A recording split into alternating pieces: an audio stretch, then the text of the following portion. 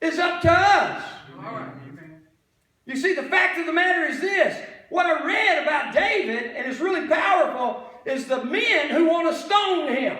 They want to stone him. Yes, sir. Do you realize the same men 2 months earlier gave him a parade where the ladies were singing, Saul has killed his thousands, and David has killed his tens of thousands. Oh, they were shouting to him.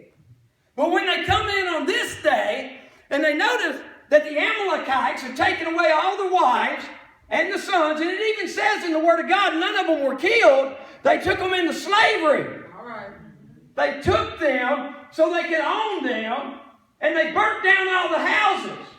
And when they pulled up, David, along with the rest of them, was crying, weeping. And it's grievous weeping. That word grievous means from the depths of their heart.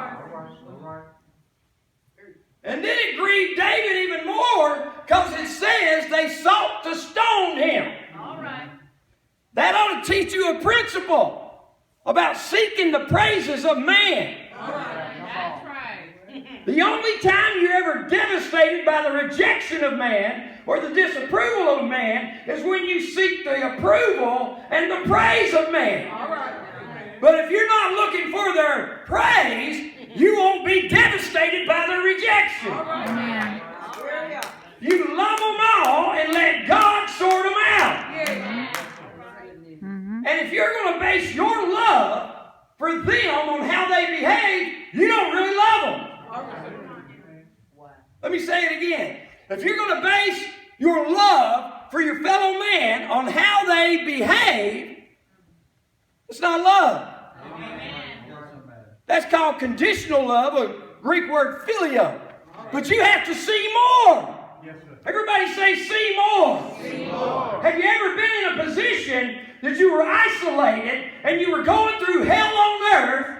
Everywhere you turned, if you looked straight ahead, you were facing a wall of hell. If you looked to the right, you were in hell. If you looked in the back, you had the hell chasing you up the back. On the left, you had hell. You see, Jesus said, pray like this on earth as it is in heaven. And for every positive